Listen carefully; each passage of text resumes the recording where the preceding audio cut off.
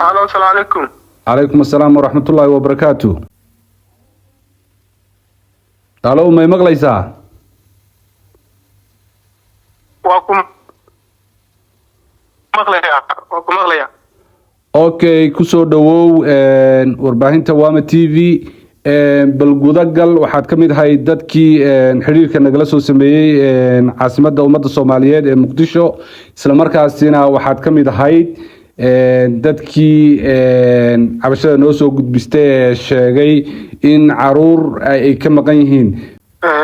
sharmaake walaal aad u mahadsantahay adiga teamkiina Wama TV way maad celina waxaan ahay aabe Soomaaliyeed oo idin kala soo xiriiray magaalada Muqdisho ujeedkeena macawashadana waxay tahay saa ogtahay waxaa jiray ciyaal oo laga soo qaaday magaalada Muqdisho aniga aantii waxa iga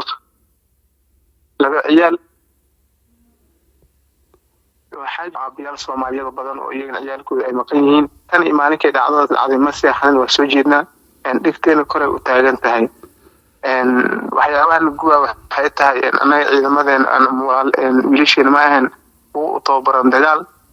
qaarkood waxaan ciyaalkii laga keenay Eritrea suuqid loogu talgalay in ilaalada shacabka la yiraahdo magaalada dhexdeeda ay ka shaqeeyaan ciyaalkeeni habeenimo waa la qaaday qorinaana la geeyay qaaditaankooda iyo maxaladaha daabulitaankooda anaga waalidiinta ahayd wax waraan tala lagama gelin sidii loo soo qaaday marka waxaa rabnaa inta aanan u guda gelin dhalinyaradaas dabcan adigu waxaa tahay aabayaasha Soomaaliyeed ilmaha aan lagala tashan xitaa in maxay haytooy la geynayo goobtaas waxaad noo sheegtay inay jirto in aanan xitaa iyaga la wargelin meesha loo wado iyo halka ay u socdaan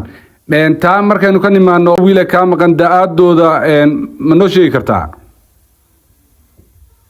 labada wiil aniga ahaan iga maqan kan ugu weyn wuxuu jiraa 21 sano halka kale uu jiro 18 sano waa tahay wax talagelin ama la idiga siiyay markii la qaadayay iyo goobta loo wado ilmahaas anaga waalidiinta wax talo oo laga siiyay ma jirto xataa iyagii loo ma sheegin meesha loo wado habeen madow diyaarada loo guray iyo taleefanadii laga dimiyay waana la qaaday waa tahay waxaad ii sheegtay ama xiriirka aad nala soo sameynaysay in ciidankani uusan hayn ciidan military isla markaasina aan wax shaqo ah ku lahayn ciidamada xuduudka la geeyo arintaas ma noo faahfaahin kartaa arintaas waa sax sababta anaga ciyaalkeena uu ciyaala ka warqabno waay waxay qayb ka ahaayeen ciidamadii hadda Eritrea laga keenay qaybtoodana way sugida iyo kuwa ciidamada badda la dhaho marka ciidan bad ka shaqeeyo ciidan wada sugid waa la yaqaanaa inuusan aag iyo dagaal shaqo ku lahayn marka ciyaal noocaas ay ahaayeen fariinta aad halkan ka gudbinaysaa maxay tahay fariinta direen waxay tahay anoo ku hadlay magac waalidiinta Soomaaliyeed ee ka soo hadlay magaalada Muqdisho in maamulka Jubbaland fariinteena si toos loo gaarsiiyo fariintaas oo ah in ciyaalkeena la badbaadiyo intii nabad qabto ciyaalkaas waxay ahaayeen ciyaal maxal la soo qalday anaga ka waalidiin ahaan wax maxal colaad ama eed oo aan ka tirsan shacabka Jubbaland ama maamulka Jubbaland ma jirto ciyaalkeena sida anaga aanayo kale iyana sidaas oo kale loo soo qalday marka maamulka Jubbaland waxa ka codsanayna in ciyaalkeena iyagoo nabad qaba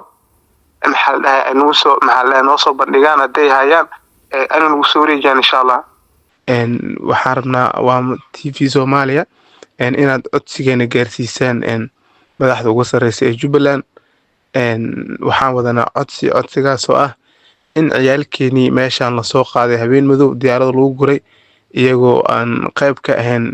ciidan yaqaan xirfad dagaal aysan lahayn xuduudii meeshaas go'doonka ah la geeyay la rabayna in dib lagu shido marka insha Allah maamulka iyo madaxda Jubbaland waxa ka codsanaynaa maadaama aan nahay waalidiintii ciyaalkaas dhalay soo bixitaankooda iyo waditaankooda aan wax talana laga siinin in iyagoo bad qabo wixii markaas noolna lagu soo celiyo warbixintoodana aan helno walaalaha Wama TV waxaa leenahay